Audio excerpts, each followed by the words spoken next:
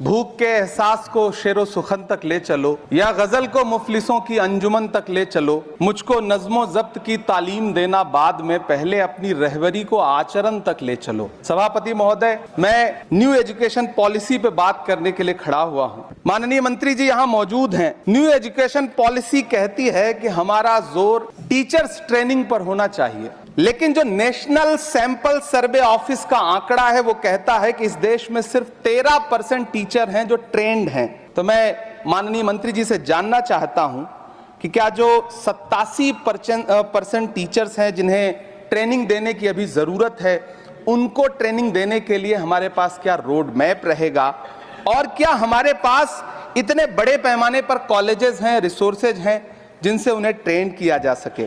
हमारी new education policy कहती है कि टेक्नोलॉजी पे जोर दिया जाए, और टेक्नोलॉजी के सहारे पढ़ाई को हमने कोविड के दौरान देखा भी है कि किस तरह से बच्चों को टेक्नोलॉजी के सहारे पढ़ाया गया।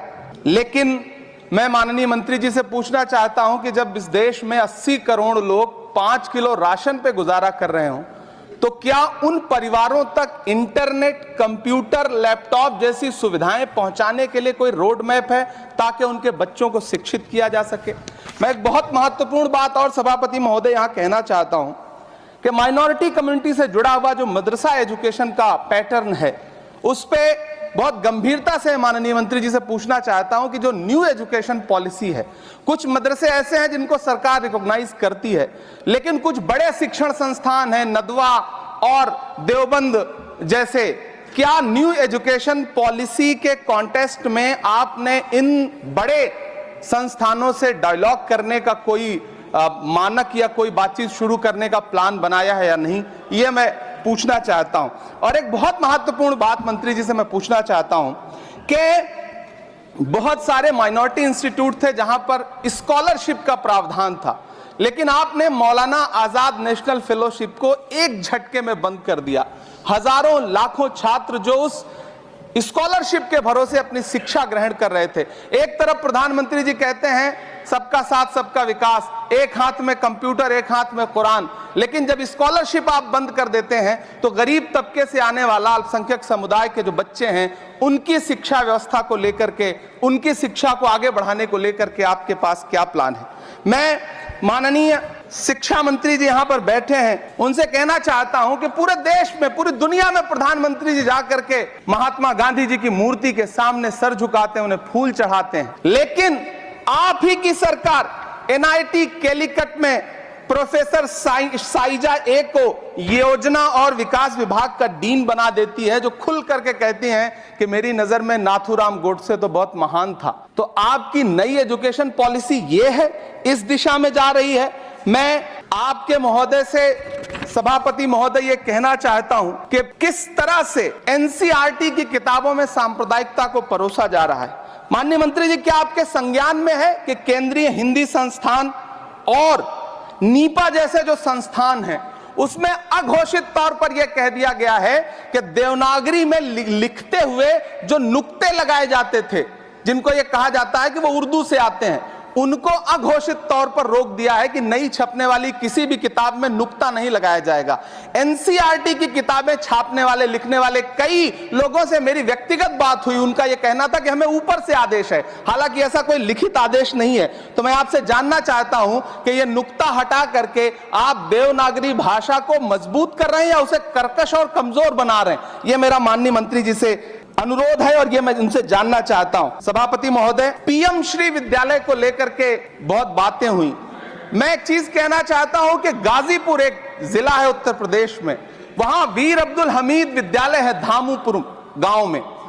पिछले दिनों पीएम श्री कंपोजिट स्कूल का नाम लेकर के उस स्कूल का नाम बदल दिया गया, उसके सहारे भी सांप्रदायिकता परोसने की कोशिश की गई। जब सोशल मीडिया पे बहुत हंगामा खड़ा हुआ, हम सारे लोगों ने आवाज उठाई, तब फिर से बेसिक शिक्षा अधिकारी ने नाम बदल करके पुनः उसका नाम वीर अब्दुल हमीद, जो परम चक्र विजेता हैं, उनके नाम पे करने का काम किया। ये इस योजना के थ्रू भी सांप्रदायिकता को जो परोसने का काम किया जा रहा है, उसको मंत्री जी के संज्ञान में है यह बात या नहीं, और रोकने के लिए क्या काम करेंगे? एनसीईआरटी की जो किताबें हैं, उनसे हिंदू मुस्लिम एकता के जो चैप्टर हटाए जा रहे हैं। महोदय, एनसीईआरटी की किताबें बच्चों का ज़हन तैयार करती हैं। आप बेसिक तौर पे एक नया इतिहास पढ़ाने के चक्कर में बच्चों को, छोटे बच्चों को जो गुमराह करके उनको एक झूठा इतिहास पढ़ाने का प्रयास कर रहे हैं, आगे चल के दुनिया में वो बच्चे कहां सस्टेन करेंगे।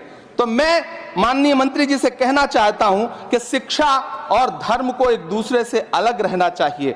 मैं आज इस विषय पे बात करते हुए एक बहुत महत्वपूर्ण बात और कहना चाहता हूं कि दिल्ली विश्वविद्यालय में पाठ्यक्रम में जो बदलाव किए गए हैं, जिसमें राजनीति विज्ञान के पाठ्यक्रम से भीमराव, रामजी अंबेडकर, मोहनदास करमचंद गांधी, मोहम्मद इकबाल और भारत के संविधान पर आधारित शोध पत्रों को हटाया गया है।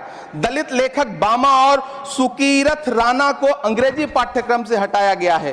क्या ये चीजें माननीय मंत्री जी के संज्ञान में है? समय बहुत कम है। मैं इस नई एजुकेशन पॉलिसी पर आदरणीय मंत्री जी से और सरकार से इतना कहना चाहता हूं कि आप बदलाव के नाम पर ये जो नई चीजें लेकर के आ रहे हैं, कैंपस में जिस तरह की गुंडागर्दी है, अभी एक माननीय सदस्य ने बोलते हुए जेएनयू का जिस तरह से जिक्र किया कि जेएनयू में इस तरह के नारे लगे, कुछ नकाबपोश लोग आते हैं, नारे लगाते हैं, चले जाते हैं, पुलिस सालों साल गुजरने के बाद उन नकाबपोश लोगों को ढूंढ नहीं पाती है।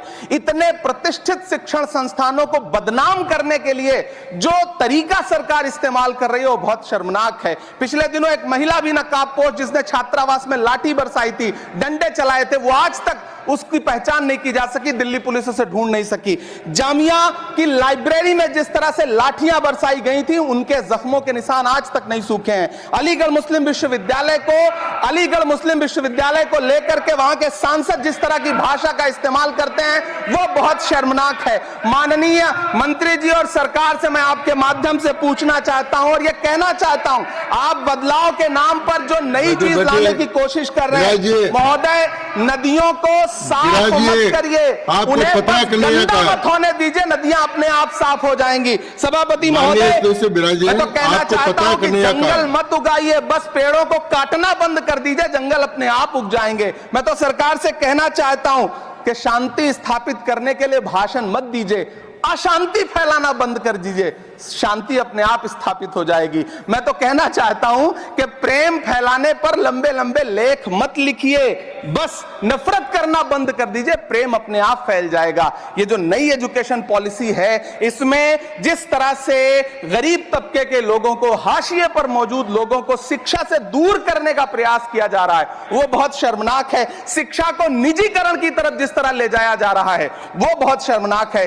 माननीय मंत्री जी इस पर सोचें और इसे सुधार करने का प्रयास करें। इस सदन की तरफ से शायद इससे बेहतर सुझाव हम नहीं दे सकते।